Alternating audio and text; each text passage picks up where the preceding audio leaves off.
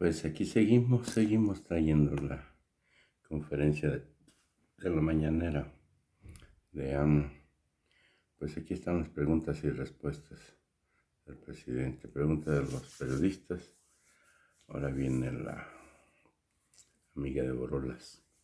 Por ahí no se les olvida, no sonar y abajo aquí a la campanita, púchenle, para llegar a más personas en estas redes sociales y están bien informados por este canal de YouTube Nelter de la Cruz.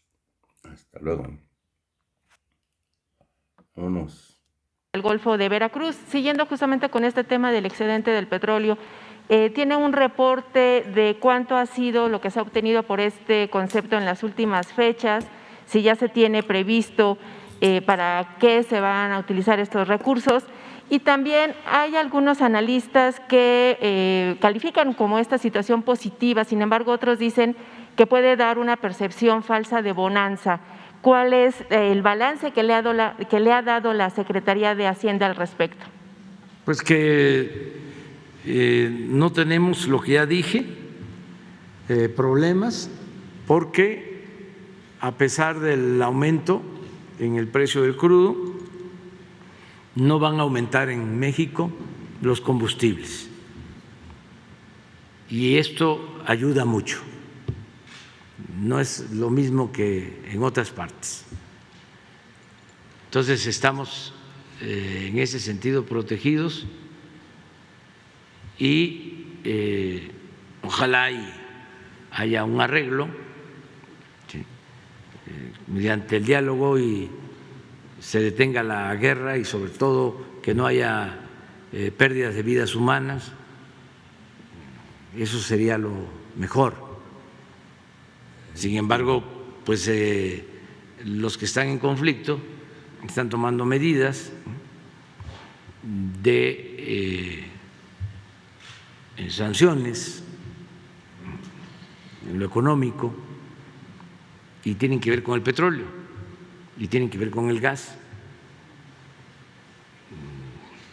Europa depende mucho del gas de Rusia. Y también Rusia es un importante productor de petróleo.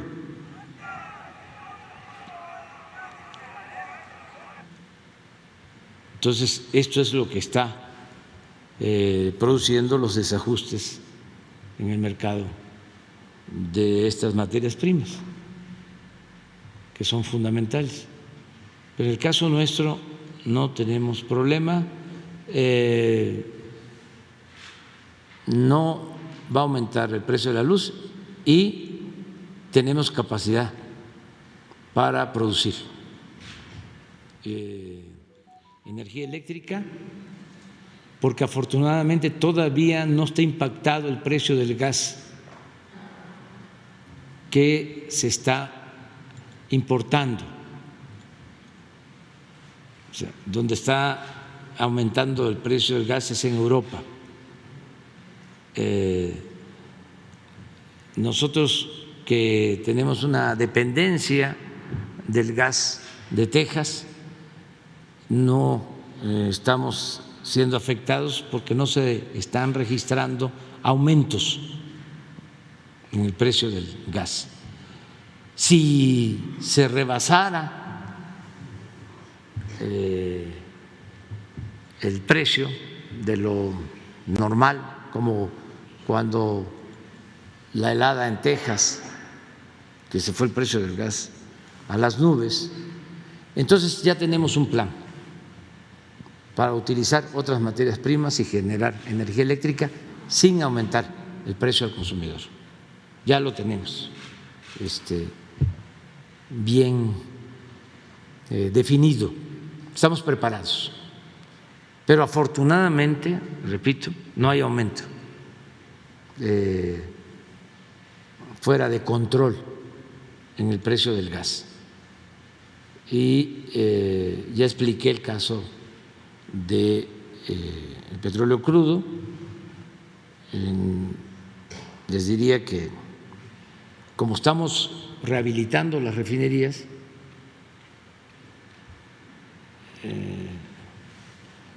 nos está ayudando también esta situación para llevar a cabo más acciones de intervenciones de plantas en las refinerías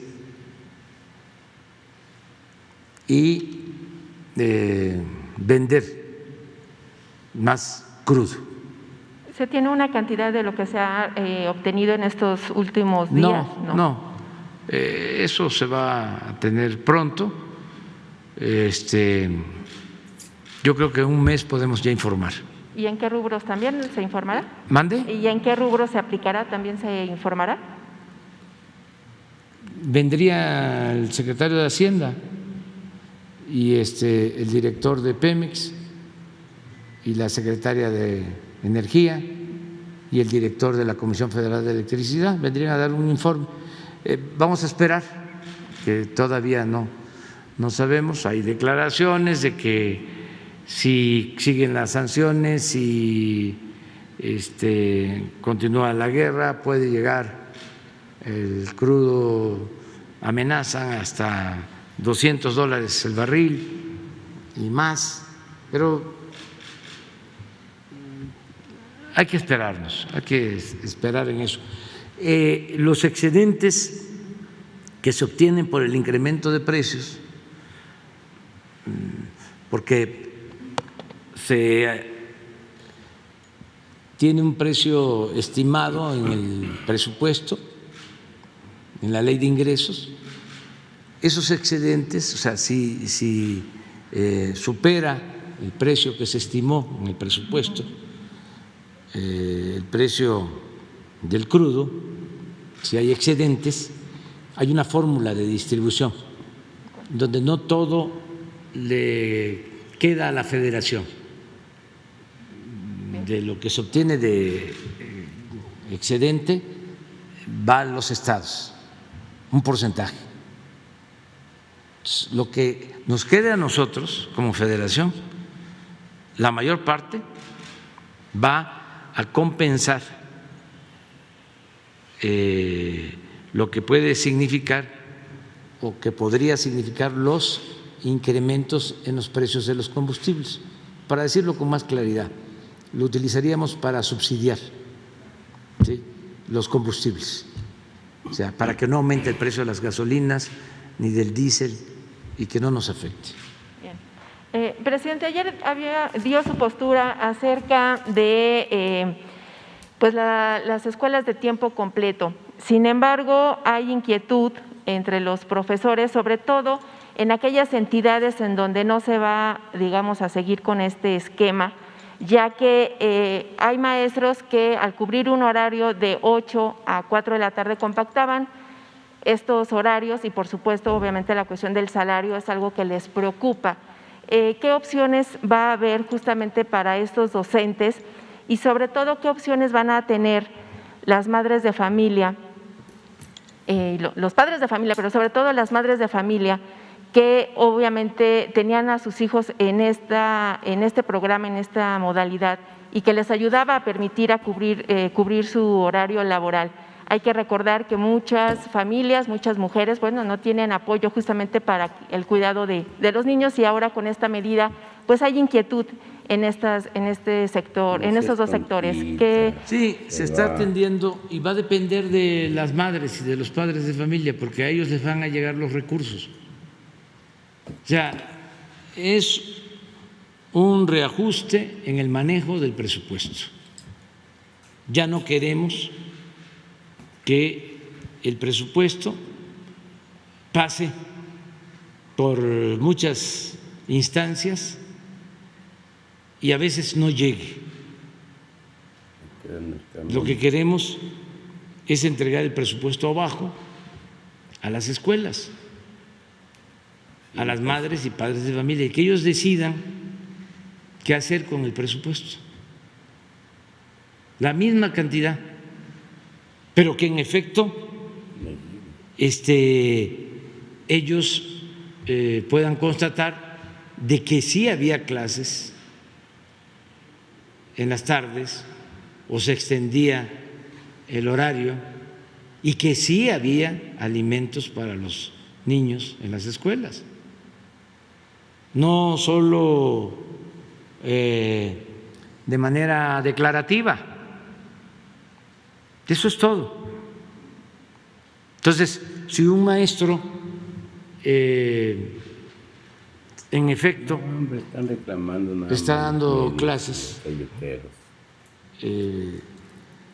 más allá de los horarios, pues las madres y los padres de familias van a informarlo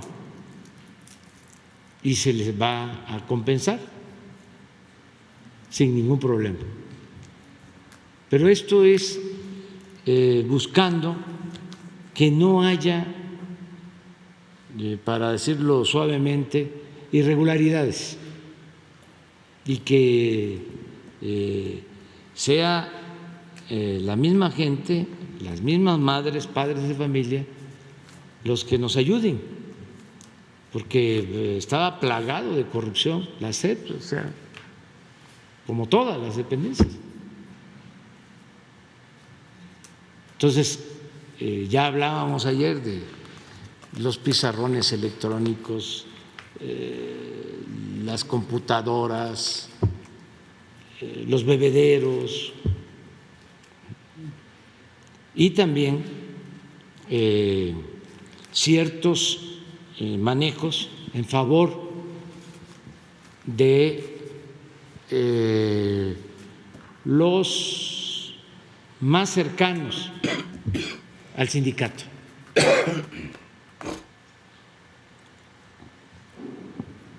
Eso es lo que se está viendo. Hay algunas entidades, entre ellas Guerrero, Colima, Ciudad de México, que anunciaron que van a mantener este programa. En ese sentido, presidente, si se llegaran a sumar más, hasta el momento hay 3 entidades, si se llegaran a sumar más entidades que estuvieran, digamos, con esta postura, ¿no habría posibilidad de que se diera marcha atrás a esta decisión y siguiera este programa a nivel nacional, sobre todo tomando en cuenta que a lo mejor estas entidades van a tener que canalizar recursos que estaban para otros rubros? ¿No se verían ahí afectadas las economías estatales de manera Nosotros interna? ayudamos, siempre ayudamos. O sea, lo que queremos es revisar la operación del proyecto. Estamos haciéndolo igual con el programa de bienestar destinado a la producción, el antiguo Procampo. Estamos revisando los padrones y va a continuar el programa, pero queremos saber quiénes reciben los beneficios, que realmente le llegue a los productores y que no nos encontremos de que son líderes los que reciben o servidores públicos. Entonces, todo esto lo estamos corrigiendo, porque era mucho el dinero que se fugaba, que no llegaba a la gente. Y lo mejor es que se entregue a las comunidades, a los pueblos. Eso es la democracia, gobierno del pueblo, para el pueblo y con el pueblo. Entonces no va a faltar, no desaparece la alimentación en las escuelas, no se puede. Nada más que queremos que realmente haya alimentación, que no sea nada más en algunas zonas, algunas partes, y se esté enviando dinero que se utiliza para otras cosas. Lo que pasaba también con salud, cómo se enviaba dinero a los estados para el llamado seguro popular, que ni era seguro ni era popular, y lo que hacían era utilizar ese dinero para otras cosas o comprar medicinas carísimas que distribuían los políticos, que todavía están, Latinos y todos estos, que imagínense,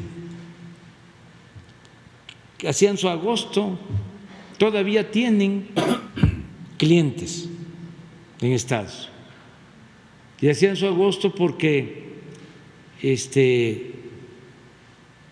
ahora están financiando a periodistas. Imagínense qué negocio tenían, que eso les ha dolido mucho. Entonces, pero es eso básicamente, ¿no? Sí, Y aquí lo vamos a ir viendo y no hay ningún problema. A mí me llamó la atención, decía yo, porque hasta Claudio X González, Martín Moreno, escritor conservador, y finalmente, reaccionario, defendiendo la educación pública, ¿no? ¿Qué está pasando? Sí. Y ahora son defensores de la educación pública. ¿Ustedes creen que Martín Moreno le preocupe la educación pública? No. ¿A Claudio X González le preocupa la educación pública? finalmente, presidente, la filtración de los audios en donde está involucrado el fiscal Alejandro Gertz Manero, más allá de que es un caso de índole personal y todo lo que conlleva, ¿esto no ha de alguna manera puesto como en alerta al gobierno federal en el sentido del espionaje a otras dependencias de Procuración de Justicia? Porque finalmente se revela una vulnerabilidad, por decirlo de alguna manera, que incluso también pudiera estar pues en ese contexto la propia Presidencia de la República. ¿Usted ha considerado pues tomar en cuenta esta situación, sobre todo por lo que se está viviendo a nivel interno, pero también tomando en cuenta el contexto internacional, presidente? Gracias. Pues mire, sigue habiendo espionaje de grupos de intereses creados. Ayer hablaba yo de abogados, de políticos corruptos, de las grandes corporaciones, se quedaron con el software, de los conservadores, mafia política. Eso siguen haciendo esa labor.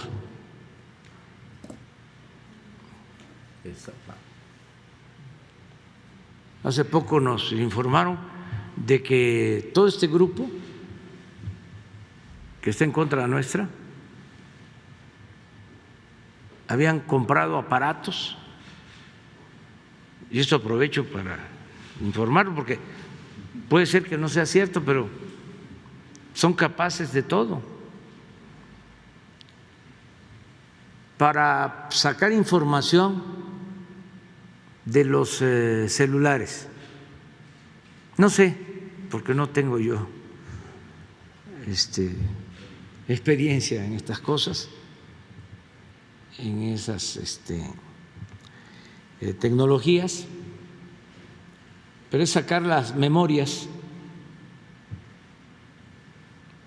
de los teléfonos.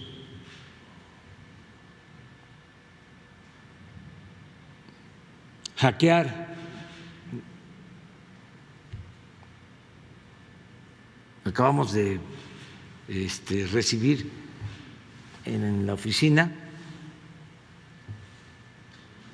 un correo del teléfono del gobernador de Sonora, Alfonso Durazo, pidiendo un apoyo económico. Y ya se le habló ayer. Pues eso está de moda. Y es que le hackearon su su teléfono, eso, WhatsApp. Y sí, es que yo no puedo explicar bien exactamente, pero sí, son notas, sí, es WhatsApp.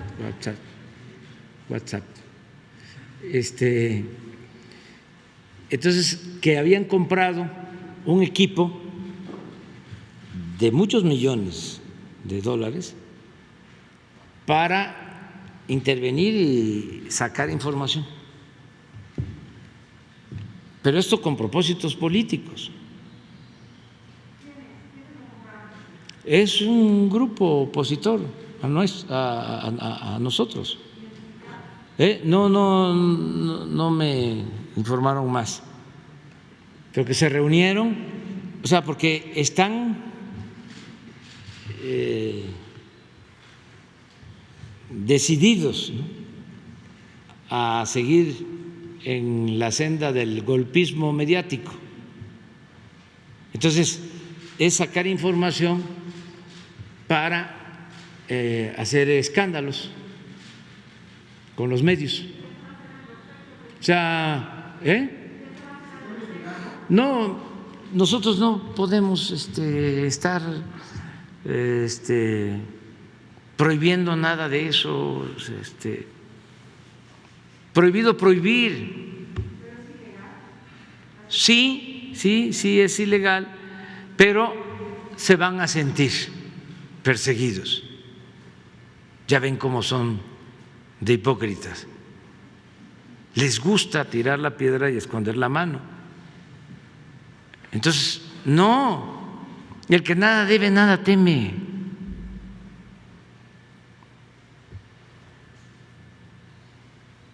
Imagínense cuánto tiempo llevamos nosotros siendo espiados.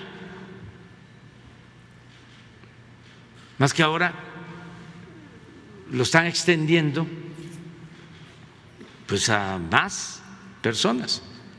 ¿Se acuerdan cómo cuestionaron de que en el gobierno del presidente Peña se espiaba, ¿no?, se grababa a dirigentes? Pues ahora los mismos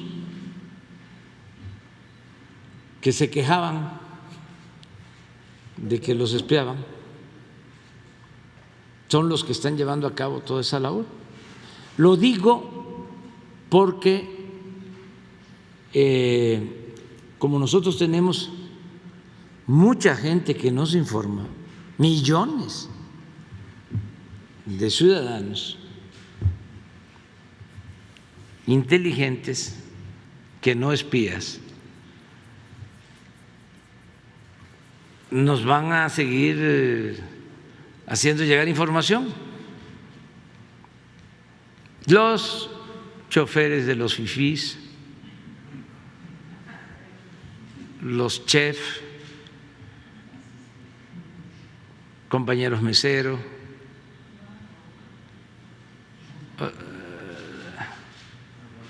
todos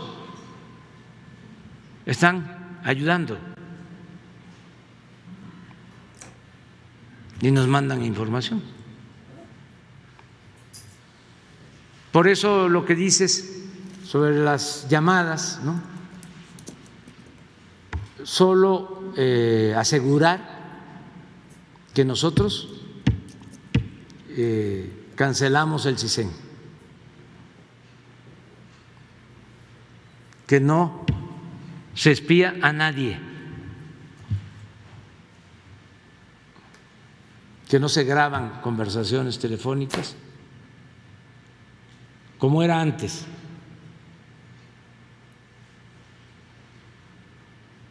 Y que la inteligencia que se tiene es para enfrentar al crimen organizado, básicamente, no a opositores como era antes. Sin embargo, el bloque conservador sí tiene equipos de informantes y desde luego tiene a su servicio a periodistas, comunicadores, que les paga. Eso sí nos consta y tenemos pruebas. Hay quienes trabajan en un periódico, les pagan ahí, pero también trabajan en Latinus o en cualquier otra empresa vinculada a Claudia X González o a este grupo, 2 sueldos. Y a veces es más lo que reciben en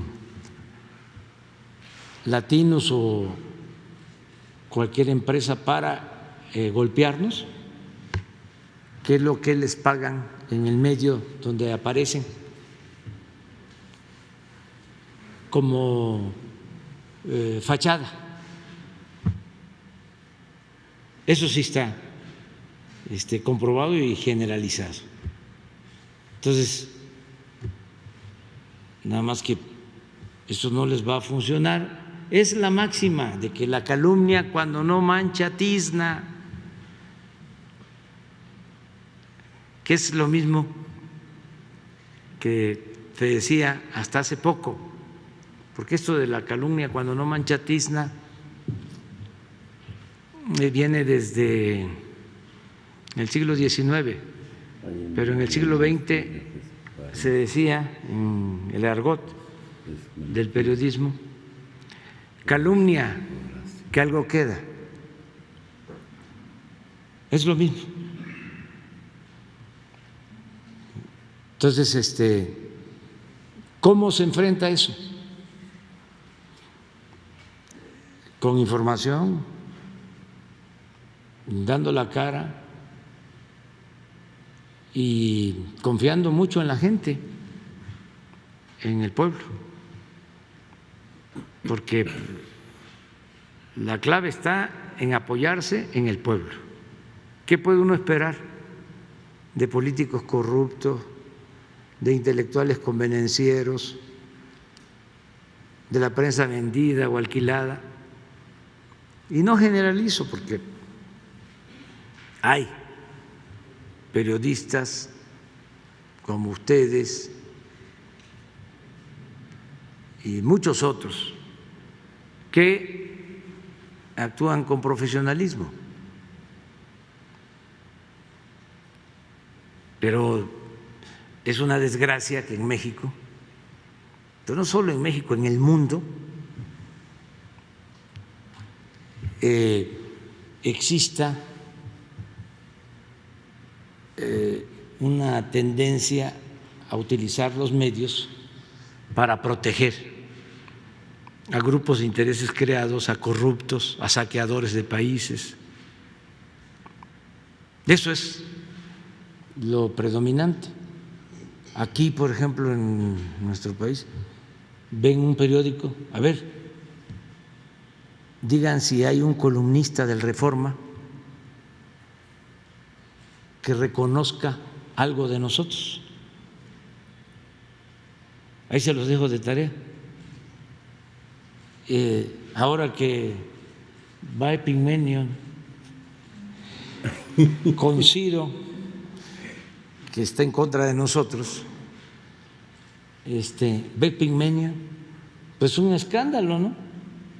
Como si esto fuese a significar equilibrio. ¿Cuál equilibrio? Si está como 100-1, de cada 100, 1.